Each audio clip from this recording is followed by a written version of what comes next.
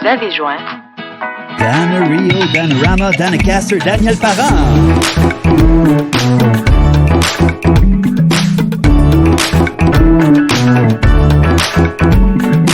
Salut tout le monde, ici Jean-Félix Benoît et Pierre Tripart en direct du quartier des spectacles de Montréal. Vous écoutez En attendant l'appel, l'émission où on parle avec des artistes de leur début de carrière. Bonne émission! Salut tout le monde! Bonjour à tous. Encore une fois en direct. En direct de CIBL? Ben oui! Puis là, on a reçu un nom très compliqué à suivre dedans la boîte vocale. Oui. C'est Danarama, Dana Rio. C'est un vieux sketch de Saturday Night Live. Un collègue à Sainte-Thérèse qui, à chaque fois qu'il me croisait, il disait « Hey, Dan the Man!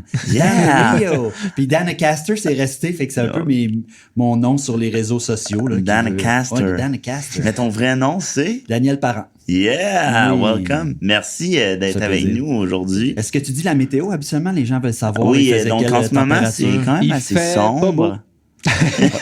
Non, mais c'est une très belle journée pour faire des photos de casting à l'extérieur parce que c'est gris comme ça. Ouais, c'est parfait. Pas trop de highlights dans le front. Toi, tu connais ça, les photos de casting puis les démos. Les démos. Ouais, les qu'est-ce que tu démos fais de là, jeu. en ce moment? Là, pour vrai, ce matin, j'ai fait du yoga. Ça s'est bien passé. Cool. Sinon, je fais beaucoup de coaching pour des auditions. J'enseigne à Sainte-Thérèse. Puis là, je répète le show La Mouette, version Guillaume Corbeil. Ouais. Sinon, ouais, c'est ça. C'est vraiment beaucoup de coaching. Puis Répétition. répétition, ouais. Répétition. Théâtre. Ouais, Tu fais de la télé aussi. Ouais, télé, mais là, c'est un peu relax, là, mais Ouais. moi, j'ai basculé de l'autre côté, là. Ça me dérange pas de jouer, pas jouer. Mon gros trip, c'est enseigner puis transmettre le savoir. Ça fait combien de temps que tu as découvert cette trip-là? Ben, tu sais, doit faire environ 15 ans que je fais du coaching. Ouais. Ça fait 4 ans que j'enseigne, mais moi, je pensais que j'aimais, moi, l'acteur, mais j'ai réalisé que j'aime l'acteur en général. Ouais. Puis, tu sais, c'est plate à dire, mais on n'a pas toujours un steak à jouer à la télé. Ouais. Puis sinon, dans Stat, j'étais un steak mort, mais tu sais, ce que je veux dire, c'est... Là, j'ai toujours de la matière, il y a toujours de la matière, puis c'est toujours une recherche d'un lexique. L'acteur, il se dirige par des métaphores. Mm-hmm. Donc, moi, mon travail en tant que, je dirais, professeur ou coach, c'est de trouver les métaphores qui vont résonner chez l'acteur pour lui permettre, lui, de déclencher quelque chose qui va rendre son jeu meilleur ou plus précis, mettons. Et est-ce qu'il y a beaucoup de différence d'une personne à l'autre, la façon Ben oui, avec complètement, laquelle tu peux lui parce que parler? c'est toujours, comme je te dis, il y a des gens sont branchés sur leur cosmos émotif parce que en Amérique du Nord, notre grand maître à tous, c'est Stanislavski, que vous le sachiez ou pas, ou la version bâtard de ça serait peut-être l'Actor Studio. Oh, j'entends peut-être qu'il y a des gens qui sont pas d'accord là-dessus. Mais ce que je veux dire, Écrivez-nous sur Facebook. Non, mais c'est qu'il y a une façon, il y a comme une approche nord-américaine qui est... Hey, c'est le fun, on est déjà dans le vif du Ben sujet. oui, on aime ça, Non, mais on c'est aime parce ça. que c'est ressentir les émotions. Puis je pense que je comprends très bien là, cet aspect-là, mais c'est plutôt le spectateur qui doit en ressentir. Si l'acteur il en sent pas puis il fake, j'ai aucun problème avec ça. Ouais. Le texte est déjà... Oui, mais là, je peux pas faire semblant. Mon personnage, Gertrude, dit qu'elle a mal au ventre, puis j'ai pas mal au ventre. Je regarde, premièrement, c'est écrit, c'est pas vrai. Pourquoi ton émotion pourrait, elle aussi, ne pas être vraie? Donc ça, c'est... Ouais. Écoute, c'est pas le fun d'entendre pour ben du monde, mais... Puis c'est pas comme ça qu'on l'enseigne à l'école? Non, exact. C'est pas comme ça qu'on l'enseigne. OK. Ben, tu sais, moi, j'arrive, j'enseigne au finissant, puis je fais le pont entre le professionnel puis le scolaire, c'est-à-dire que j'ai les deux pieds dans la réalité, puis j'essaie de leur offrir aussi une version professionnelle de mon approche du jeu. Ouais. C'est-à-dire, c'est une approche, et la contrainte est partout, c'est le manque de temps. Ouais. On n'aura jamais assez de temps pour aller où on veut aller. Donc, il faut essayer de trouver les métaphores qui vont faire que tu penses que tu es dans une chevette, mais je vais te faire croire que tu es dans une Ferrari. Okay. Encore, métaphore. C'est toujours ça. Ouais. C'est d'essayer de trouver les métaphores les plus précises pour que l'acteur se sente, je vais le dire entre guillemets, libre, parce que tu n'es pas obligé de te sentir libre comme acteur pour pouvoir performer. Là, c'est pas grave. Ouais. Mais D'avoir une bonne communication entre le metteur en scène ou la personne qui dirige et l'acteur. Tu sais, la clé, c'est l'écoute. Si je savais comment enseigner l'écoute, je pense que je ferais une tournée nord-américaine puis je donnerais des cours sur l'écoute. Et tout le monde deviendrait acteur. Je pense que tout le monde peut être acteur à télé, honnêtement. Okay. Si tu bouges tes bras, je vais te cadrer juste le visage. C'est plate à entendre, mais peut-être que tu feras pas une longue carrière. Mais tu peux jouer, même si tu n'as jamais joué. Théâtre, c'est autre chose. Ouais, non, c'est parce que c'est tout le corps qui est impliqué, respiration, projection et tout le tralala. Mais attends, t'as dit quelque chose qui m'a vraiment intéressé. On a parlé du temps. L'écoute, c'est ça, là, c'est ce que t'as pas fait, c'est l'écoute. Okay? Prends des notes. L'écoute, justement, c'est ça. Je voulais parler de l'écoute en plus. Ouais. Mais tu sais, la fameuse écoute, on n'arrête pas d'en parler. Écoute, mais on dirait que c'est comme le sujet flou que personne comprend. OK, mais je vais te l'expliquer. Pour moi, l'écoute, c'est ça. J'aimerais savoir ta vision. L'écoute, c'est réagir à ce que l'autre te donne. Ouais. Toi, comédien, on se prépare seul à la maison. Je vais te résumer ça le plus basic possible en la phrase, 3-4 phrases, c'est « Bonjour », comme l'autre personne dit « Comment ça va ?» et moi, je réponds « Ça va bien ». Ouais. Toi, tu as préparé ça, tu sais que la personne va dire « Ça va bien », fait que tu te prépares une suite. Mais si la personne te dit « Ça va bien » d'une façon dépressive, il faut que tu répondes à ça. C'est ça, l'écoute. C'est pas seulement les mots. C'est très difficile parce qu'au départ, l'approche est rationnelle, c'est-à-dire que je dois tout comprendre avant de le faire. Ouais. Moi, je suis pas de cette approche-là. T'as pas nécessairement besoin de comprendre pour faire. Surtout, je parle en télé, là. Si ton réalisateur dit j'ai besoin que tu tournes ta tête pour regarder la caméra, j'ai pas besoin que tu sois branché sur ton Cosmos, tu sais. Tourne ta tête, puis il y a un côté technique complètement. au jeu, dans les deux cas. C'est un art du montage. Tu sais, il y a l'auteur qui écrit son histoire, il y a l'acteur qui écrit son histoire, il y a le réalisateur qui a sa vision. Ensuite, il y a le monteur. Je pense que c'est lui qui doit faire comme... c'est lui, à la fin, qui peut réécrire aussi. Donc, c'est plusieurs interprétations d'une même matière.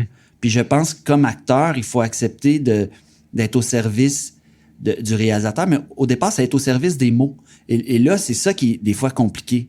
Parce que l'acteur, son plus grand problème, c'est qu'il montre qu'il sait jouer. Ouais. Puis moi, c'est dans mes années de coaching, c'est ça que j'ai réalisé, c'est que l'acteur, il veut me montrer tout le temps qu'il est en train de jouer. Ouais. Mais quand on fait un démo aussi, c'est pas destiné au public, c'est plus destiné à ceux qui vont t'engager, au directeur de casting. Mais tu sais, moi, ce que je reçois, les gens que je coach, parce que je coach pour des émos, des émos. Des fois, ils sont émos aussi, mais ce que je veux dire, c'est que souvent, on me joue la fin.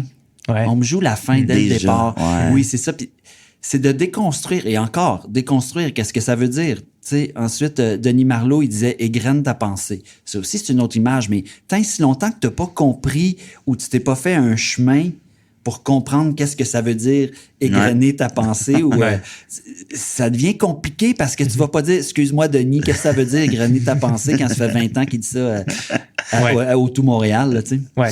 Puis là, tu parlais, on n'a pas beaucoup de temps pour diriger des comédiens, pour monter des shows ou même moins à la télé. Ouais. Est-ce qu'il y a une différence dans le jeu caméra et dans le jeu théâtral qui tient en compte de ça? Ben, premièrement, le jeu théâtral, je pense qu'il y a une projection qui n'est pas seulement vocale, qui est une projection physique. Ouais. Je pense que l'objectif de la caméra demande pas nécessairement ça. Et j'aime des fois l'expliquer comme un petit chien excité qui se fait aller la tête de tous les côtés. Il veut voir. L'objectif veut voir. Ouais. Donc, moi, ce que je dis souvent, ce que tu sais, cache-le. Comme ça existe. Donc, la caméra, elle va vouloir voir ces choses-là. Et ensuite, on va déterminer, réalisateur ou pas, quel plan qu'on va aller chercher. Un plan moyen, un plan rapproché. Est-ce qu'on va faire, j'aime beaucoup appeler le dolly push-in émotif, là. C'est-à-dire que ton émotion, la caméra va avancer, puis quand elle arrête, ben soit au paroxysme, au soutien. Mais c'est encore c'est des termes abstraits pour quelqu'un qui n'est pas nécessairement acteur. Qu'est-ce que ça veut dire soutenir? Qu'est-ce que ça veut dire soutenir une émotion? Puis est-ce qu'il faut apprendre tout ça en même temps, apprendre à jouer et apprendre à tenir compte de la caméra en même temps? Ou est-ce que c'est des choses en deux étapes, par exemple? Moi, je pense que c'est un métier aussi par expérience. Donc, je l'enseigne à l'école. Ils n'ont pas d'expérience, ils ont peur, ils se font dire des choses. Ils font dire mes mains doivent être vivantes quand je joue devant la caméra. Je fais ouais, mais pendant ce temps-là, tu n'es pas en train de jouer, tu es en train d'essayer de faire quelque chose qui ne veut absolument rien dire. Mais je comprends, étant prof, que des fois, tu en dis des phrases, mais tu sais pas ce que... Comment l'autre va l'interpréter. Oui, exactement. Puis tu sais pas qu'est-ce que l'acteur, lui, va avoir pris comme si c'était un hostie à l'église, là, tu sais. Puis j'en reçois... Moi, j'enseigne aux finissants. Ouais. Donc, ils ont un premier cours qui sont pas vraiment mis en interaction avec les autres. C'est plutôt... sont seuls à la caméra, puis il y a quelqu'un qui donne la réplique. T'sais. Moi, c'est pas ça comme finissant. J'ai pas ça. Je prends pour acquis, entre guillemets, qui en ont déjà fait, mais on déconstruit. Puis c'est un médium qui s'apprivoise. Et quand je dis on manque de temps, moi, je fais une session à l'automne, mais j'en ferai une deuxième pour ensuite détendre tout ce nouveau muscle-là du jeu devant la caméra. Oui. Parce que c'est sûr qu'en théâtre, on a du temps, on fait des lectures du texte. Après ça, on va le faire du travail de table, on se lève pas encore. Après ça, on va se mettre le corps en espace. Donc, on découpe vraiment toutes les étapes pour pouvoir livrer le produit final. Mais peut-être quand on doit jouer et tenir compte de la caméra et faire ses déplacements et tout ça, on a 2 chances, on a 2 prises, par exemple. Oui, mais tu sais, l'acteur, il n'a pas à jouer pour la caméra. Il a à jouer la scène. Il y a des professionnels qui sont là pour t'éclairer. Gérer le reste, Oui, complètement. La caméra, il faut l'apprivoiser, mais c'est pas sur un plateau, logiquement. C'est un peu avant qu'il faudrait que tu l'aies apprivoisé, tu sais. Mais t'as pas à te soucier de la caméra.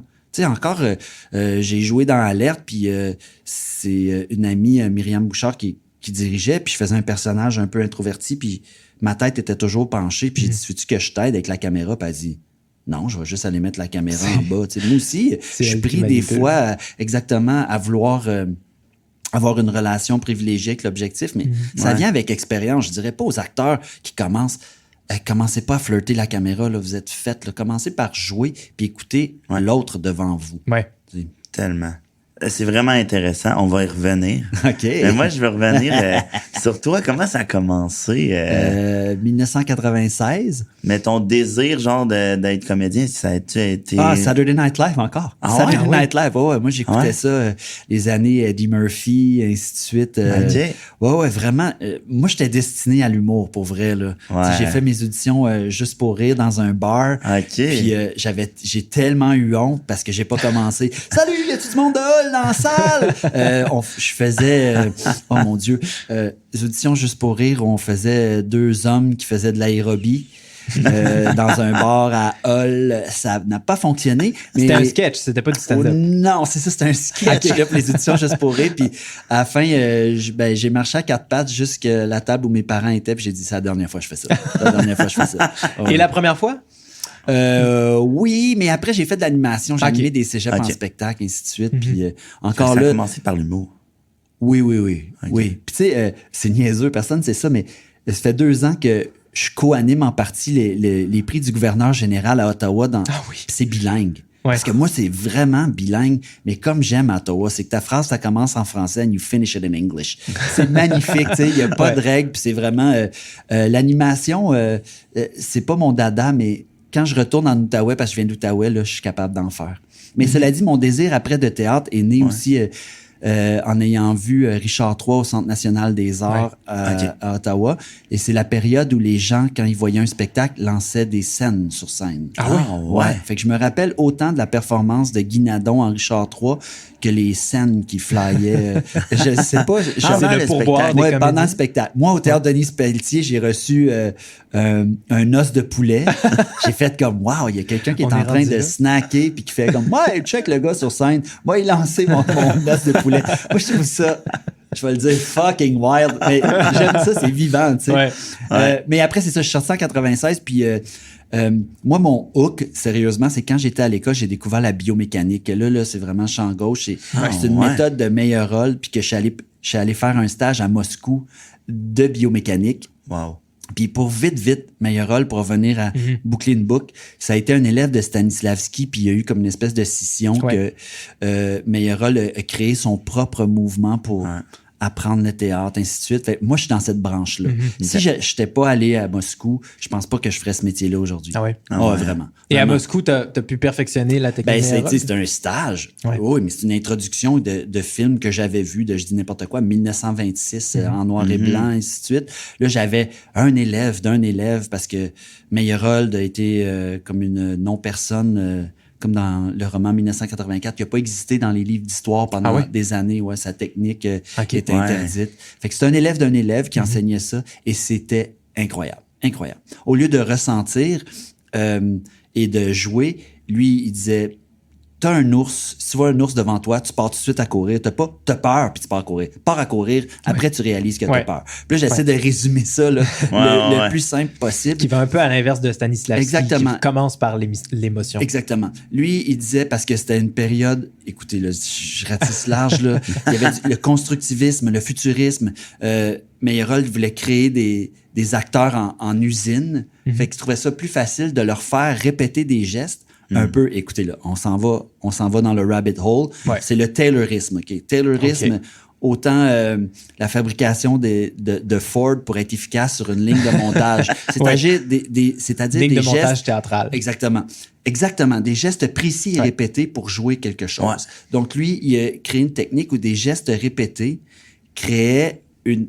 Je vais dire émotion, mais c'est pas ça. Il créait une façon de jouer. Ouais. Et il pouvait rendre cette méthode-là accessible à n'importe qui. Ben, j'imagine les gens en usine apprendre ça, ça a dû être le méga bordel. Là. C'est comme Paul Pelletier qui essaie de vendre sa méthode à plein de monde puis ça marche pas. Je pense que ça a dû être un peu ça, dans le sens que moi, quand j'ai découvert ça à l'école, après j'ai su Martin Fauché, metteur en scène, il m'a dit « Hey, salut Dan, je viens de faire un stage de biomécanique à New York. Il y en a un autre à Moscou, viens-tu? » Et là, vraiment, là, les neurones m'ont explosé. J'ai emprunté 1000$ à mes parents, puis je suis parti à Moscou faire de la biomécanique. Pendant combien de temps? C'était 2 semaines, un stage, mais c'était des paysans. Premièrement, juste par l'alphabet, le cyrillique, là, t'as pas de lien. Tu penses que ils nous ressemblent, mais la langue est tellement autre. Puis c'est ça. Une fois que je suis allé faire la biomécanique, blablabla, après, je suis tombé. Le premier spectacle que j'ai fait, ce qui s'appelait les 3 derniers jours de Fernando Pessoa avec le Théâtre Ubu, où j'ai joué un corps. Pendant 8 mois, la pièce, c'était Paul Savoie qui jouait Pessoa. Pessoa avait, je pense, environ 100 hétéronymes. C'est-à-dire que Pessoa a écrit des personnages, il a écrit sous 100 différents noms environ. Et la pièce, c'est d'Antonio Tabucchi, c'est Pessoa sur son lit de mort qui se rencontre lui-même. Donc, moi, je faisais le corps, j'avais un masque où la face à Paul Savoie était projetée sur ma face et moi, je faisais le corps. Je suis devenu méga paranoïaque. Parce qu'à chaque spectacle, le projecteur s'ouvrait et moi, j'allais mettre ma tête dans la projection et je jouais le corps. Et le Théâtre Ubu, c'est super précis. Il y avait des lampes qui éclairaient juste ma main, mais j'ai jamais su était où ma lampe. C'était juste à savoir une espèce de mathématique un peu de mime, en tout cas. Après, j'ai trouvé ça très dur parce que pendant le spectacle, je vois pas le monde. J'arrivais au salut, j'enlevais mon masque. Fait que j'avais le temps de tomber dans une espèce de maelstrom de pensée très, très étrange. Puis c'est pas toi qui livrais le texte non plus. Non, exactement, des fois. Puis il y avait une recette de homard, d'une soupe au homard. C'est une scène qui dure 20 minutes. 20 minutes où j'ai une projection de Paul, puis je fais des micro-mouvements pour ajuster. Mais c'est spécial. Après, ça, j'ai commencé avec Ubu, puis après, j'ai fait du théâtre tout le temps. J'ai toujours fait du théâtre. Ça, t'es sorti dans une période aussi que t'avais beaucoup de je faisais 4 à 5 shows par année. Donc, mettons 4 shows de théâtre puis un show de danse aussi. Fait que je lançais, t'as fait de la danse, c'est vrai. Ça, Tu devrais voir mon grand plié. Est-ce que t'en fais encore? C'est un peu la fin. C'est un peu la fin. L'année passée, j'ai remplacé Marc Bellan dans Hidden Paradise, une espèce de show théâtre dansé. Puis j'ai arrêté surtout parce que la danse, souvent, c'est 3 shows. Puis après, tu répètes pas. C'est juste que j'ai pas l'entraînement à 50 ans pour maintenir mon corps au niveau où moi, je voudrais être. Mais, puis, qu'est-ce qui fait que dans cette période-là, quand tu es sorti de l'école, il y avait autant de productions théâtrales puis que le théâtre... J'aimerais tellement ça avoir la réponse, là. J'ai aucune idée. Ou à l'inverse, qu'est-ce qui fait qu'il y en a moins maintenant? Est-ce que tu vois une tendance? J'ai été chanceux, j'ai pas fait vraiment beaucoup d'autogéré. Je suis allé vite à la Licorne, au TNM, à l'Espace Go. Donc, c'est déjà des lieux privilégiés avec des bonnes conditions. Puis les shows... On peut le dire, c'est des shows qui sont produites par le théâtre. Ouais, exactement. Puis tu sais... après mon premier spectacle, c'était les 7 derniers jours de Simon Labrosse. Je l'ai joué pendant 3 ans. Ah ouais. Après, j'ai fait Les Fraises en janvier. Je l'ai joué pendant 3 ans. Fait que j'avais toujours un spectacle sur le side qui jouait. Puis mais toujours aussi un aspect très physique au spectacle. Mais beaucoup de tournées dans ce temps-là? Ouais, c'est ça, beaucoup de tournées. Tu sais, beaucoup de tournées aussi. La tournée de Rondelet dans le nord de l'Ontario. Si vous voulez savoir c'est quoi une langue qui se meurt, c'est faites la tournée des régions francophones. Moi, j'étais très touché parce que venant de l'Outaouais, j'avais un rapport avec le côté franco-ontarien. Et là, j'ai vu, c'était très difficile. C'était très difficile. Ouais. Ben ouais, parce que c'est une langue qui se meurt là-bas. Puis les gens venaient au théâtre puis nous disaient carrément, moi, j'aime pas entendre mon français parce qu'ils écoutaient Musique Plus puis ils parlaient pas il y avait un gros accent. Fait que souvent, ils arrêtent de parler un peu français au secondaire. Là, ils ont un enfant, puis là, ils recommencent à parler en français pour avoir un lien avec les grands-parents. Puis, la télé, c'est-tu rentré à ta sortie de l'école? Non, ça a pris à peu près 8 ans, mettons. OK. Après 8 ans, je pense Annie et ses hommes. Okay. Tu sais, après, tu fais un peu de figuration pour savoir que c'est pas ça que tu veux faire dans la vie. Après, c'est ça, j'ai auditionné... moi, j'étais un fruit de l'audition. Hein. Il n'y a pas grand-chose que je me suis fait offrir, là. Ben... Un fruit du monde. Non, mais un fruit d'audition, dans le sens que j'ai auditionné contre du monde, puis c'est moi qui l'ai eu. Puis dans Annie et ses hommes, l'auteur, il m'a dit « On t'a pris toi parce que c'est vraiment pas ça qu'on avait écrit. Oh. » Quand on a vu ton audition, on a fait « c'est pas ça du tout. » Fait que moi, ce que je dis souvent aux gens que je coach pour revenir au coaching, c'est que les gens, ils font « Ouais, mais peut-être qu'ils veulent pas ça. » Quand ils savent ce qu'ils veulent, c'est Pat Robitaille, Julie Le Breton qui ont les rôles. Quand il y a des auditions, ils savent pas ce qu'ils veulent. Mais ils veulent découvrir comment toi, tu vas l'amener. La proposition la plus intéressante. La proposition, puis mais je sais pas c'est quoi ma couleur. Je comprends, c'est correct. Fake it. Essaye pas de faire, je vais essayer de faire un gars tough entre Mathieu Baron puis Louis-Philippe Dandonneau. Non, si tu connais ta couleur et que tout le monde connaît ta couleur, tu vas te faire engager pour ce que tu peux offrir. Oui, puis tu sais, l'audace, encore, tu sais, c'est tous des termes faciles à dire. Sois plus audacieux. Ça se cultive. C'est quoi? Donc, le rapport que moi j'ai d'enseignant, c'est de valider l'instinct. C'est quoi l'instinct encore? C'est quoi? Qu'est-ce qui arrive? L'acteur, il a l'instinct. Mais s'il n'est pas encouragé, cet instinct-là, il s'éteint peu à peu parce que la voix qui vous dit que vous n'êtes pas bon, elle est présente en tabarnak. La voix qui dit que t'es pas bon, elle est là tout le temps. Mais c'est l'autre voix, celle qui donne une impulsion pour j'aurais dû essayer ça. Et moi, mon travail, c'est d'être à l'affût de ça. Je suis un rayon laser. Il n'y a rien d'ésotérique dans le coaching ou dans le jeu, mais c'est une écoute. J'entends puis je regarde. Je vois quand l'acteur... De comprendre le comédien. Je vois quand l'acteur est là. La petite idée qui s'en vient. Exactement. Je le vois quand l'acteur est là et que là, après... il retourne dans sa tête, c'est-à-dire qu'il veut raisonner. Il veut comprendre ce qu'il fait. C'est pas nécessairement le domaine où tu as toujours besoin de comprendre ce que tu joues puis ce que tu fais. Si tu es bien guidé. Mais c'est un milieu, je pense que quand tu joues, il faut que tu expérimentes la honte et la peur. Mais il faut que ça devienne des outils. Mais la peur encadrée, la peur avec un prof ou un guide bienveillant, c'est correct. On a le droit d'aller là. Puis je pense que c'est dernièrement que j'ai une image qui m'est venue, puis j'étais très content. Là. Il y a quelqu'un dans mes élèves cette année qui me dit je dois jouer la colère, mais moi, je suis pas quelqu'un de colérique. Donc là, on a eu une discussion parce que c'est à l'école, on prend le temps de discuter. J'ai dit peut-être que tu l'as jamais joué, mais comme acteur, il faut que tu défriches. Il faut que tu défriches. Tu n'as pas le choix de couper des arbres pour voir, admettons, la colère au bout de ça. Donc, il faut que tu défriches, même si tu vas là, parce que moi, je dis toujours, la colère ultime, c'est 2 poignards dans les yeux. Ça finit toujours par la mort, la colère. Donc, on n'ira pas là. C'est pas ça qu'elle demande la scène. Non, du tout. Non, mais sauf qu'il faut défricher un terrain. Il faut expérimenter des choses.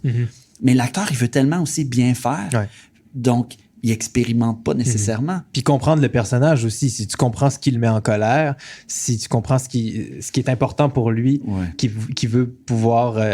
Mais tu sais, mettons ça dans un rapport théâtral, je comprends mieux parce que souvent, il y a la pièce, il y a l'auteur, il y a comme tout quelque chose. Là, tu arrives en télé, souvent, tu as un épisode. Tu as un épisode où tu as 2 scènes pour défendre ton personnage. Je pense beaucoup à l'audition. Tu as 2 scènes pour défendre ton personnage. Moi, mon travail... c'est de créer de l'avant ou de l'après, qu'il soit vrai ou pas. Si je savais enseigner l'écoute et le sous-texte. Le sous-texte. Qu'est-ce que tu racontes que le texte ne raconte pas? C'est super important comme acteur. Puis je suis en train de le découvrir là dans un livre magnifique que je lis qui s'appelle Directing Actors de Julie Weston ou quelque chose. Vous mettrez ça sur votre podcast. Peut-être que je fais une erreur dans le nom. Mais elle parle beaucoup de sous-texte. C'est qu'est-ce qui précède et qu'est-ce qui habite l'acteur. Parce que depuis que j'enseigne puis que je réalise des scènes avec les élèves, c'est la même caméra que j'ai dans mes rêves, sauf que maintenant, je l'ai dans mes mains. Donc, l'acteur, il faut qu'il comprenne que sa scène est déjà commencée. Donc, en créant ce sentiment-là, moi, je capte un moment qui n'est pas nécessairement au départ, mais qui existe déjà. Ouais. Et puis ça, c'est ça que j'essaie, quand je coach les auditions, de créer ce moment-là. Qu'il soit vrai ou pas, c'est pas important. Est-ce que c'est ça qu'ils recherchent en audition aussi, de voir un sous-texte différent de celui à quoi j'ai donné 20 ans la réplique chez Gros Plan. Ouais. 20 ans, c'est long. Là. 20 ans, j'ai des élèves de 20 ans. Là. Donc, j'en ai vu des acteurs. Ce qu'ils recherchent, c'est que ça apparaît devant eux. Ils trouvent en même temps. Ils réalisent que c'est ça. Exactement. Ils cherchent un comédien qui connaît la réponse qu'eux ne savent pas encore. Tout à fait. Exactement. Ouais. Moi, j'ai assisté à des auditions il n'y a pas longtemps. C'était la première fois que j'assistais à des auditions. Puis, pour un texte que je pouvais imaginer peut-être de une ou deux façons, j'ai vu tellement de propositions différentes. Puis j'ai trouvé ça génial de voir à quel point ça dépend beaucoup de l'acteur, puis ça part de l'acteur, puis c'est ce que toi, tu veux montrer, que tu t'en vas proposer à l'équipe. Moi, je travaille avec les acteurs pas quand ils s'en vont en audition. Quand le réalisateur ou la réalisatrice, après sa journée de travail, qui a vu 8 personnes qui auditionnent pour le même rôle que toi, s'assoit le soir avec son conjoint ou sa conjointe, un petit verre de vin pour relaxer, puis que son conjoint ou sa conjointe fait « Ah, c'est intéressant ce qu'il fait, lui. » Moi, vraiment, j'essaye de créer 800 couches qui paraîtront pas nécessairement en audition. Mais quand tu vas être détendu puis tu vas le regarder à la télé, c'est quelqu'un qui fait pas le métier qui va le remarquer. Parce que moi, c'est à eux que je m'adresse. Au réalisateur, lui, il y a plein de choses à penser. Mais le spectateur, mon fanbase du Dolorama, eux, ils voient tout ça, eux autres. Eux, ils suivent les acteurs. Puis, tu sais, quand je vais dans le fine-tuning de l'ajustement de l'acteur, là, moi, il faut que je vois comme quasiment le sang sous la peau. Ouais. Il y a quelque chose, il y a une vie. C'est au-delà du souffle parce qu'il y a une façon d'écouter. Puis c'est le fun parce que j'ai des élèves. Je le vois où sont rendus dans leur processus. Mais des fois, j'aime ça parce que j'aime le jeu, leur démontrer qu'est-ce qu'ils pourraient faire. Une façon d'écouter, puis une façon d'écouter poliment, scolaire, puis une façon d'écouter chargée. On fera un spin-off avec ton personnage, mettons. C'est tellement intéressant. Ben oui. Il faut se rappeler aussi que au final, le comédien ne s'adresse pas à l'équipe de production, ni au metteur en scène, ni au réalisateur, mais au public. Puis c'est le public qui décide si c'est bon ou pas au final. Oui, mais il est quand même en pitch de vente. C'est ça l'affaire. Ouais, c'est deux choses en même temps. C'est ça qui est difficile à naviguer. J'ai juste une dernière question avant qu'on prenne notre pause. Tu disais que tu es sorti de l'école. Ça t'a pris un petit peu de temps avant d'arriver à la télé. 8 ans. 8 ans. Et tu as commencé avec de la figuration. Oui, les figurations, ça, c'est en sortant de l'école. Parce que, tu sais, l'année que tu finis, tu deviens comme les highlights pendant un an. Là, toutes les écoles, là, tu sais, on est 60 à avoir des beaux sourires, puis fait qu'on fait de la figuration, on habite en arrière quelque part, tu sais, mais j'ai fait de la figuration avec David Boutin, avec Steve Laplante, là, tu sais, c'est la même cohorte ça que donne moi. une expérience de plateau, tu sais, c'est important. Oui, complètement. Oui, mais tu sais, observer, ça fait partie du métier, mais en sortant, je ne savais pas à quel point j'étais pour devenir observateur de ce métier-là, tu sais. Est-ce que ça te permet aussi de savoir si c'est vraiment ce métier-là que tu veux faire, jouer à la télé versus jouer au théâtre? Mais tu sais, aujourd'hui, tu n'as plus vraiment le choix.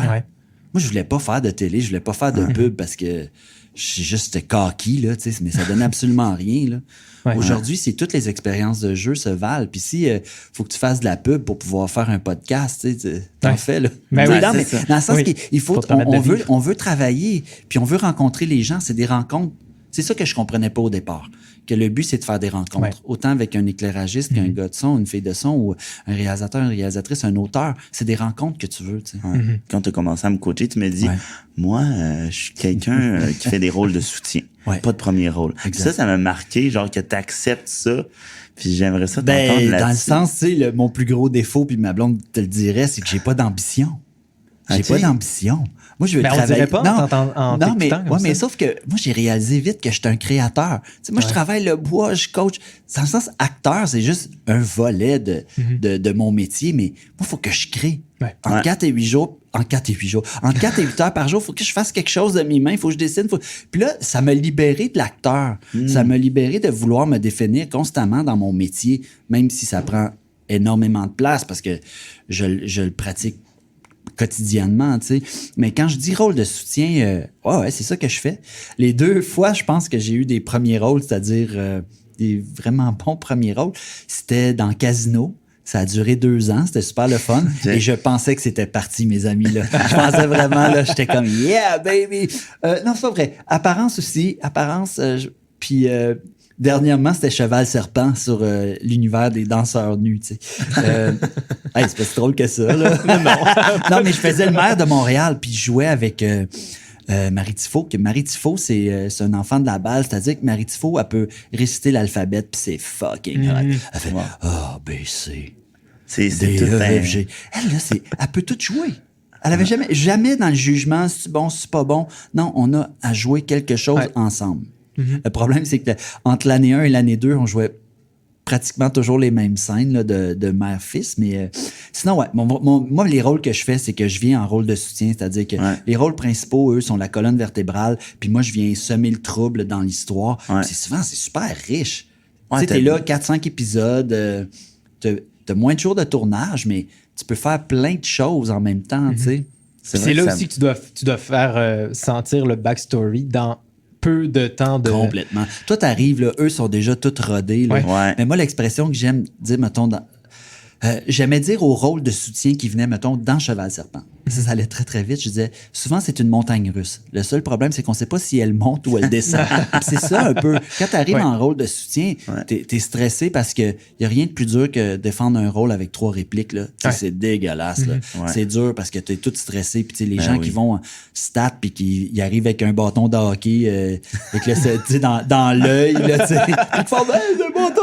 C'est dur. Là. C'est vraiment dur. Ils sont là 2 jours. Là, puis ça roule, le stat. Là, moi, j'ai tourné une scène qu'on ne savait pas de quoi ça parlait, puis je ne sais pas encore aujourd'hui de quoi ça parlait, ni le réalisateur, ni les autres acteurs. Puis c'est pas grave, l'auteur, elle... C'est un flashback. C'est important que ce soit là, puis... c'est important que ça soit là, mais fouille-moi pourquoi c'est là, mais peu importe. On joue, on se branche sur quelque chose, puis quand tu sais pas sur quoi te brancher, branche-toi sur l'autre.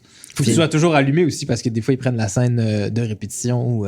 Ouais, ça moins quand même, parce que quand on sait pas de quoi on parle, ils ont plus nécessairement le droit de prendre la répétition. Non. Logiquement, tu as une répétition parce que tu l'as préparé chez vous, tu sais. Ouais. Moi, c'est sûr que... La première fois que tu joues avec quelqu'un. Ouais, exact. Mais je prends Suzanne Clément. Suzanne Clément, c'est un Stradivarius, c'est-à-dire c'est un grand violon, tu sais. Ouais. Peu importe, tu joues avec elle, qu'elle dise tes répliques, qu'elle dise les siennes, elle apprend la Bible à chaque jour pour jouer, là, fait que t'assuis, tu sais. C'est fou, c'est ça qui est le fun aussi. Tu travailles ton écoute, justement. Oui, puis t'arrives comme rôle de soutien, des fois, tu te dis, mais comment ça se fait qu'on voit toujours les mêmes? Mais je vais vous le dire, c'est parce qu'ils sont crissement efficaces. Ils sont bons, ils sont tight, il y a quelque chose qui se passe. Si tu fais une inflexion de la voix, une inflexion de l'œil, laisse-moi te le dire qu'ils vont répondre à ça. Puis moi, c'est ça que j'aime. Le rôle de soutien, quand, par expérience, ça va faire 30 ans là, que je fais ça. Là. Je le vois, l'écoute, c'est quoi? C'est quelqu'un que moi, je propose quelque chose pour que cette personne-là réponde. Moi, je le vois surtout comme de l'escrime. L'escrime. Moi, si quelqu'un me darde d'en face là, avec son pas furet, mais son, je sais pas comment ça s'appelle, l'épée, pas mot, non. Son fouet. En tout cas, le style d'épée, là, je pense qu'il y en a plusieurs. Là. Son sabre laser dans le front. Laisse-moi dire que je vais répondre avec une contre-attaque. J'aime ce côté-là sportif du rôle de soutien. C'est ça qui est le fun, puis ça t'oblige à être dans le moment présent. Là. Tu peux pas arriver avec ta recette déjà préparée. Là. Jamais. C'est ça. Jamais. Tu sais, open your mouth and say the words. Ça, c'est David Mamet. À un moment donné, quand tu sais pas quoi faire, fais juste dire les mots. Tu seras pas jugé sur 3 mots. Tu sais, au théâtre, ça m'arrive. Je sais pas qu'est-ce que je fais. Je répète, je sais pas encore ce que je fais. Je me sens pas bien, tu sais. J'ai la nausée, mais j'avance là, comme tout le monde. Mais est-ce que c'est quelque chose que t'aimes au théâtre, la répétition, que t'as pas nécessairement à l'écran? Ce que je trouve difficile au théâtre, je vais te le dire franchement, puis c'est, admettons, si tu travailles avec Serge Denoncourt, puis à répétition 2, t'as trouvé quelque chose qu'il aimait, tu peux plus changer. Ah ouais. Lui, il a dit qu'il aimait ça. Mais moi, c'est mon problème. Je m'emmerde en répète. Fait que je suis toujours en train de créer. Et à l'inverse, tu as aussi des metteurs en scène qui vont changer des trucs même à la 5e représentation. Bien sûr. Mais moi, je le vois aussi, c'est comme si on peint un tableau, mais à un moment donné, il faut arrêter de peindre le tableau puis l'exposer. C'est encore des métaphores, mais c'est encore des images qui, moi, m'aident à travailler, puis que je le vois quand la personne comprend. Parce que c'est beau créer, c'est super. À un moment donné, il faut que tu sois en représentation. Il faut que tu montres le fruit de ton travail. Oui, totalement. Mais moi, mon problème de Daniel Parent, acteur de théâtre, ça fait un beau t-shirt. Daniel Parent, acteur de théâtre, c'est que souvent, je trouve vite les choses. Puis là, je suis pris 5 semaines à faire la niaiserie que je fais, faut que je la soutienne. Fait que je passe vraiment une espèce de grosse courbe émotive de c'était bon, les gens rient plus, les gens, je suis de la marde, je mets tout en doute, je remets en doute. Puis là, à un moment donné, mon instinct est assez fort, je fais confiance, puis quand le public arrive, je fais oh yeah. Ouais. Je savais que ça marchait, mais des fois, c'est absurde. Puis tu sais, comme mon approche, un peu, souvent, c'est physique, c'est-à-dire que moi, je travaille, j'ai pas nécessairement besoin de comprendre ce que je fais. C'est en force de répéter que je fais « Ah, OK, c'est ça que ça veut dire. Fait que souvent, je crée la coquille extérieure. Il n'y a pas beaucoup de metteurs en scène qui triplent là-dessus, je pense, là. Ouais, puis tu dirais-tu que t'aimes mieux en ce moment le cinéma / télé? T'aimes mieux enseigner en ce moment? Enseigner, parce que là, à la télé, mettons, ça va, mais quand comme tout le monde, là, on veut un morceau de viande, hein? Ouais. Un morceau de viande, puis là, j'ai pas beaucoup de viande à la télé, mettons. Ouais. Au théâtre, j'en ai, parce que aussi, au théâtre, c'est pas juste ça, c'est une troupe, là. Une troupe. La gang. Mais le volet qui me passionne le plus, c'est enseigner, là, présentement. C'est là que je trouve mon kick. Ouais. C'est comme tout le monde. Je suis un travailleur autonome. Si tu m'engages pas, j'ai trouvé ça parce que.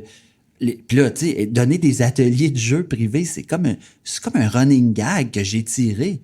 À un moment donné, j'ai eu une mauvaise nouvelle de travail, puis je suis allé acheter de l'équipement, tu sais. Ouais. Quand j'ai commencé à enseigner à Sainte-Thérèse il y a 4 ans, c'était un peu pandémie. Moi, je pensais pas que je devais faire la caméra. En tout cas, je pose pas cette question. Ouais, mais sauf que là, je arrive avec la caméra, c'est laquelle? Puis là, le technicien me dit, c'est celle-là. Comment elle marche? Ben, ça, c'est le piton de white balance. OK. Tu vas le focus avec ça. Ça, c'est tes zebras. Je savais même pas de quoi il parlait, tu sais. Donc là, j'ai fait, quand j'ai vu l'image, j'ai fait, aïe, ta caméra de 4K est de la merde. Fait que, un mois après, j'ai croisé mes doigts, puis je me suis dit, j'espère qu'il m'engage l'année prochaine, puis je vais aller acheter une caméra.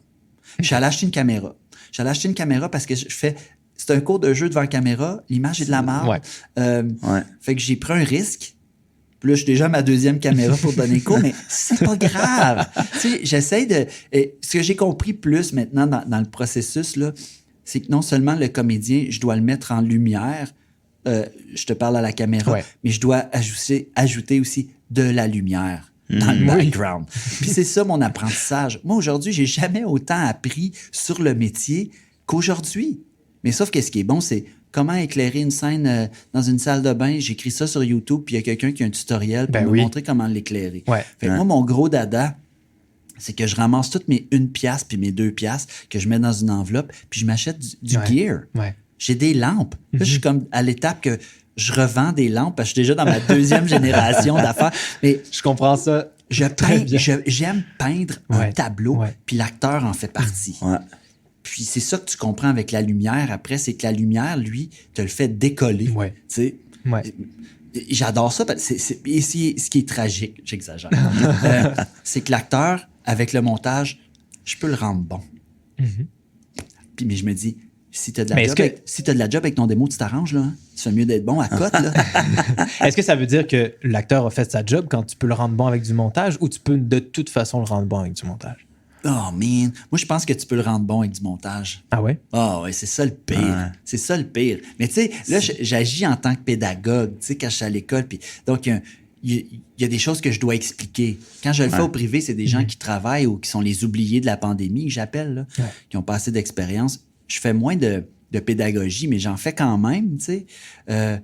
Mais oui, parce que tu captes des choses quand tu réalises. Tu sais, tu choisis des angles, tout ça, parce que tu racontes une autre histoire. Mais c'est pas ça le but, là. Le but, c'est que l'acteur, c'est pas qu'il soit meilleur, c'est que je cherche toujours à le rendre la meilleure version. Ouais, la meilleure version de la scène que la personne peut prendre. Puis c'est un matériau, parce que les gens m'arrivent avec des scènes du répertoire mondial et non du répertoire québécois, parce que vous allez être comparés. Les gens, si vous faites des démos de jeu, prenez pas des scènes québécoises. Parce que si tu essaies d'être meilleur que Marc Labrèche, je suis désolé, lui, il a une free pass. Tu ne seras jamais meilleur que lui. C'est ça. Donc, c'est ça, c'est le matériau. J'aime le matériau, puis après, on joue dedans, puis on crée une histoire. Fait que tu es sorti de l'école comédien.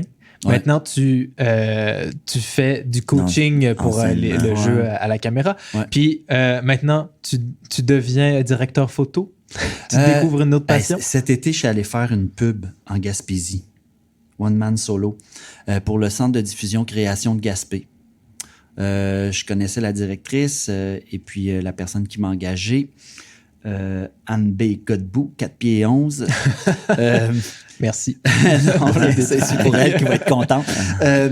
On m'a donné carte blanche. On m'a donné 3 jours. Il fallait que je fasse des entrevues pour le 45e anniversaire du centre de diffusion. Et j'ai eu 3 jours pour créer quelque chose. Okay. C'est toi qui filmais tout? J'ai fait le concept, je filmais. Ouais, je fais le montage. Et on me dit à mon montage au départ que j'ai fait une carte postale.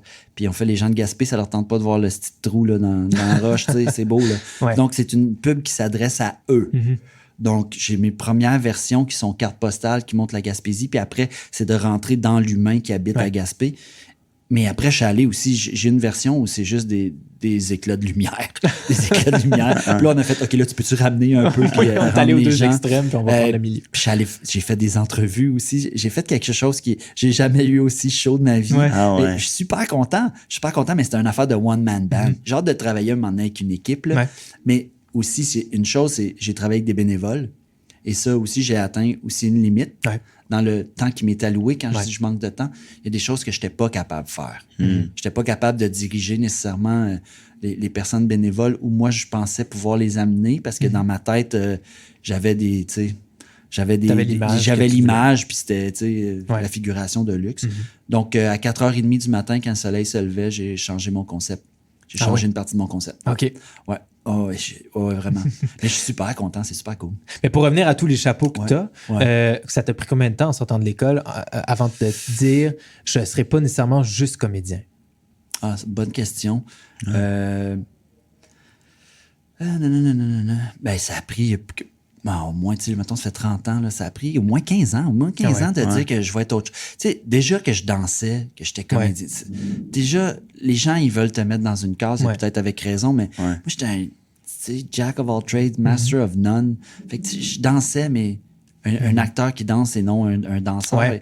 Je poussais comme 12 pelles à neige au lieu d'en pousser juste une de l'acteur.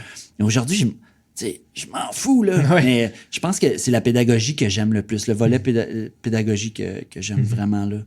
Mais on en a reçu beaucoup en attendant l'appel, des acteurs qui font aussi beaucoup d'autres choses, qui sont entrepreneurs, qui font de la voix en même temps de faire du jeu caméra, du jeu théâtral. Mais est-ce que, tu sais, des fois, on entend que si tu fais pas juste le métier que tu voulais faire, tu le vois un peu comme une défaite. Est-ce que tu as vu ça comme ça ou tu t'es dit, il y a tellement d'autres choses que je pourrais Ben c'est drôle, c'est surtout le volet, une fois que j'ai arrêté de vouloir être défini comme acteur, que je me définis comme créateur. Tu sais, je fais des salons de métiers d'art avec des cuillères en bois puis des bols en bois, là, tu sais, c'est ridicule. Là. Le monde me parle de la télé puis c'est bien correct, mais je leur explique, j'ai besoin de créer. J'ai besoin de créer. Si je tourne 4 jours dans mon mois, c'est pas assez. Tu as besoin de diversité dans ta pratique. J'ai besoin d'aller fouiller, j'ai besoin de faire de la recherche sur l'émotion, sur comment... Écoute, je pense que ce que le métier manuel de créer des bols et non de sculpter, c'est que les images, la perception que tu as dans ta tête, pour qu'elles se rendent à tes doigts, il faut un travail technique. C'est la même chose pour l'acteur. Je vois sa perception de la scène, comment il veut la jouer. Moi, mon travail, c'est de tirer sur ces éléments-là de sa perception et de le rendre une vision que moi, je peux voir et ensuite, après, ajuster. Mais c'est toujours la même affaire. Quand je crée, c'est la même chose. Si je crée, j'ai un modèle plus ou moins établi dans ma tête, puis là, c'est est-ce que mes doigts, mes outils sont capables de traduire ce que je suis capable de faire? Est-ce que tu vois ce besoin de diversité artistique à l'école aussi, dans les nouvelles générations de comédiens, ou c'est vraiment un but très précis qu'ils ont? Mais tu sais, maintenant, Sainte-Thérèse touche maintenant au volet de post-synchro, doublage, mise en scène, ce qui m'aurait vraiment aidé à l'époque, moi, parce que j'étais all over the place. Moi, on me disait, tu veux créer, va à l'UQAM. On me disait ça carrément. Ouais. Puis moi, je leur disais, je pense que je sais bouger. Mais je pense que parler sur une scène, j'ai de la difficulté. Fait que je vais aller me perfectionner dans ce que j'ai le plus de difficulté.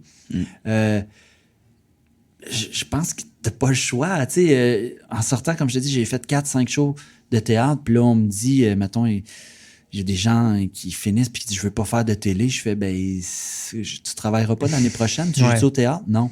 Mais tu travailles pas l'année prochaine. Tu travailleras pas l'année prochaine. Tu viens de faire 3 ans d'école. Je dis, c'est plate à entendre, là, mais c'est le pari de la franchise. T'sais. Puis comme je me cherche pas d'amis, ça tombe bien. Mais non, mais c'est difficile. C'est difficile. Puis se diversifier, c'est essayer plein de choses. Mais c'est normal que tu sors d'une école d'interprétation, tu as le goût de jouer. C'est normal. Et c'est plus facile d'avoir des rôles à la télé qu'au théâtre? Ben oui, visiblement, c'est sûr. Mais tu sais, je te dirais, dans des séries quotidiennes comme Stat et Indéfendable, pardon, c'est dur d'exercer son métier de comédien comme tu l'as appris parce que là, le citron de la vitesse est poussé à son extrême. Mais ça peut être une expérience. Mais il y a des points de ton métier que tu feras pas pendant plusieurs années parce que tu vas faire de la figure ou de la pub. Peut-être que tu vas avoir moins l'habitude du théâtre après quelques années. Est-ce que ça, c'est quelque chose qui fait peur? Ce qui est drôle, c'est que les gens ne savent pas. Moi, on te voit à télé. Moi, l'année passée ou l'année d'avant, ça faisait 3 ans que je n'avais pas tourné. Mais on te voit pareil. Ouais, c'est ça. Les gens... Mais c'est long, 3 ans, là. Ouais. C'est long, tu sais. Le théâtre, j'étais privilégié. Je vais toucher le stratifié, là. Le théâtre, j'en ai toujours fait, tu sais. J'en ai toujours fait depuis que je suis sorti de l'école, puis je comprends pas pourquoi j'en fais, dans le sens que je remplis une fonction X, là, que je sais qui je suis. Je suis un peu un loose cannon. Les metteurs en scène, j'imagine, m'engagent pour ça, mais je suis capable de travailler en équipe, puis j'y arrive, tu sais. Mais c'est le côté théâtre, c'est affûter mes couteaux. C'est ça que je trouve qui me rend pertinent dans l'enseignement, c'est d'en faire encore. Je voudrais pas enseigner quelque chose que ça fait 10 ans que je pratique. T'arrêterais pas le théâtre. Mais parce que c'est une vitesse. Le théâtre aussi, il y a une vitesse. Il faut s'adapter. Mais il en reste encore de l'espace pour créer. Mais il faut apprendre à apprivoiser la vitesse bonne ou mauvaise. Je sais pas comment dire, mais on dirait que je vois rien de bon dans la vitesse, là, mais bon, ça existe. Yes. Mais moi, j'avais une petite question. Tu répondras quand tu voudras. Oh, attends. C'est quoi? Est-ce que j'entends sonner? Il y a un téléphone. Tu peux décrocher, tu as un appel. Oui, bonjour, ici Richard Moisan. Oui. Bonjour Daniel, j'espère que tu vas bien. Eh bien, j'ai une proposition à t'offrir. En fait, c'est que on veut lancer une nouvelle série à grand déploiement au Québec. Je sais pas si tu connais la série Succession. On veut vraiment s'inspirer de ça au Québec. Puis on a entendu parler de ton travail avec des élèves, des personnes de la relève pour les aider dans leur jeu. On aimerait que tu sois nul autre que le réalisateur, quoi. Vous pouvez nous aider, vous allez tout faire et on se base sur Succession. Alors, vous êtes libre, vous pouvez faire ce que vous voulez avec les acteurs pour l'écriture. On a une grosse équipe pour vous aider. Alors, si vous êtes intéressé, on aimerait beaucoup vous avoir. Merci. Bye. Donc, ça va tourner alentour de Pierre-Carl Pellado, qui sera interprété par Louis Morissette. OK. Ça va être sick. On est déjà rendu là. Ça commence bien. Ben oui. Mais je suis obligé de le diriger, là. C'est ça que j'ai hâte de voir avec Louis. J'imagine que ça se dirige. Mais comme c'est sa boîte qui va le produire, j'imagine qu'il veut jouer dedans et il veut ce rôle-là. Là. Fait que c'est pas pire. Ouais, OK, bon choix. Fait que la backstory existe déjà dans ta tête. Là.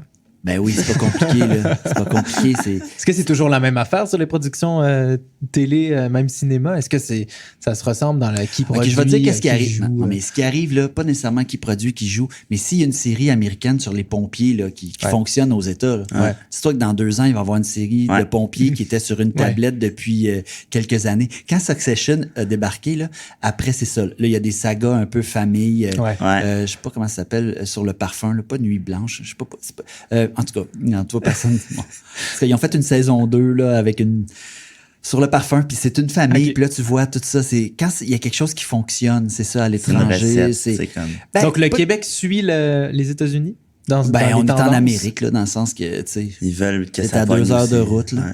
Non, mais oui, complètement. Après, saga familiale, ça marche tout le temps. Ouais. Mais laisse-moi te dire que, tu sais, les CSI puis tout ça, là, c'est Ouais. des émissions de police, là.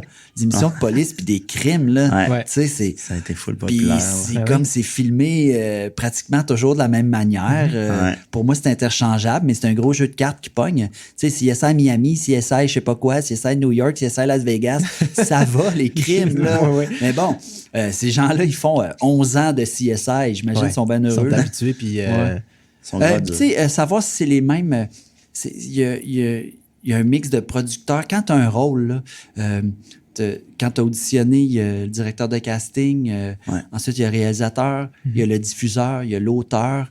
Des fois, quand tu as un rôle, c'est 5 personnes qui ont dit oui. Ouais. 5 fait que c'est un méchant privilège. Sauf que tu es déjà gagnant quand tu vas à l'audition. Ouais. Super. Puis là, moi, j'ai haï les self-tapes pendant 3 semaines. Mais tu sais, c'est mondial, les self-tapes. là. Ouais. There's no turning back, gang. Mais j'aime ça. J'aime ça. maintenant, moi. C'est t'aimes récent, ça? les self-tapes? Avec la pandémie, oui. Ouais. Avec la Ça a pandémie. pris de l'ampleur. Mais souvent, c'est des gens qui n'étaient pas nécessairement calés en audition, qui n'étaient pas nécessairement invités à l'audition. Puis là, il en rajoute, on va prendre 3-4 self-tapes. Ouais. Puis moi, j'en ai fait des self-tapes, puis les personnes ont eu le rôle. Puis laisse-moi dire que quand Ouais, j'ai eu l'appel hier pour une audition pour remettre un self-tape demain. Ouais. Je pense que t'étais pas d'implant au départ. T'étais pas d'implant au départ, je t'avertis Mais d'avance. c'est une là. bonne nouvelle. Ben oui, c'est une bonne Ils veulent nouvelle. te voir. Ouais. Finalement, Ben oui, faire c'est une bonne partie nouvelle. des Puis plans. comme je te dis, ça arrive, les gens ils ont des rôles. Ouais. Les gens ont des rôles par self-tape. Moi, j'ai joué dans La Faille 3, puis c'est un self-tape que j'ai fait. Là. Tu sais, il faut que je sois à une voiture. J'ai jamais fait mes mains, 2 mains, guidon sur le volant, puis j'ai un couteau à la gorge. Mon self-tape, il était bon, je pense. Ouais. Ah, Puis tu vois, j'ai mis la scène, j'ai jamais montré, mais je me suis fait un montage de moi, mon self-tape, puis la scène tournée à l'écran, qu'est-ce qui avait changé, tu sais. Et tu sais, moi, je suis vraiment... Je suis pas un joueur, mais une audition, c'est all-in. Vas-y, Oui. all-in. Ah Poker, oui, c'est come on. important. Ouais. All in. Il faut. Ouais. Là, tu peux pas faire ça. Quand quelqu'un me dit tu peux pas faire ça, là, c'est comme je fais ça dans. Comme les synapses, il y a des contacts qui se font dans mon cerveau qui fait oh ouais. Ouais, Mais tu l'as ça n'a pas fait. toujours été joyeux. Là. Il y a plein de gens qui m'ont dit va pas là, va pas là. Puis je suis allé, puis Puis finalement, ça marchait pas. ouais. Ça arrive, mais bon. Moins souvent qu'on pense. Oh! Un autre. Hey, un autre appel. T'es populaire. Joe Pizza! Bonjour Daniel, je me présente, je m'appelle Manon Lafontaine, je travaille à Film XM à Paris. Je vous appelle pour vous parler d'un projet, on avait pensé à vous en fait pour un film sur Richard III. On aimerait que vous jouiez avec Marion Cotillard en fait, nul autre que Marion Cotillard comme épouse. Alors, je vous explique un peu, c'est un long métrage, on tournerait de mars à juin, en fait, précisément à Paris, majoritairement à Paris, un peu à Bruxelles. Alors, revenez-nous avec vos disponibilités, si ça vous plairait. Marion a très hâte de souper avec vous et de vous rencontrer. Alors, bonne soirée, Manon de Paris.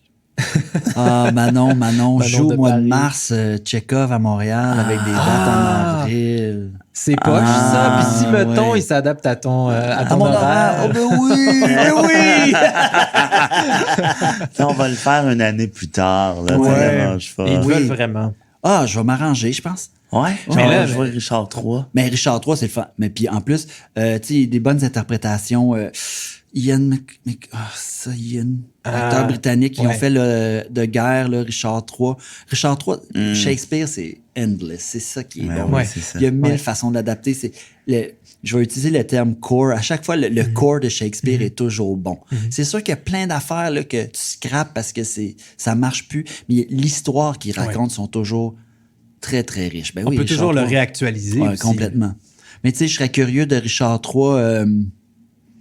Tu sais, sa bosse, là. Sa bosse, c'est quoi? Je saurais pas, mettons, tu me dis ça, Richard III. Ouais.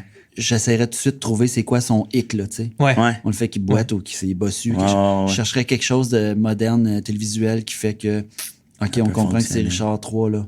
Ouais. Mais donc, mettons que ces deux appels-là t'arrivent en même temps, puis que Ouais. tu peux pas prendre les deux. Succession. Succession. Réalisé, Fait que ouais. plus réaliser que Ouais. jouer.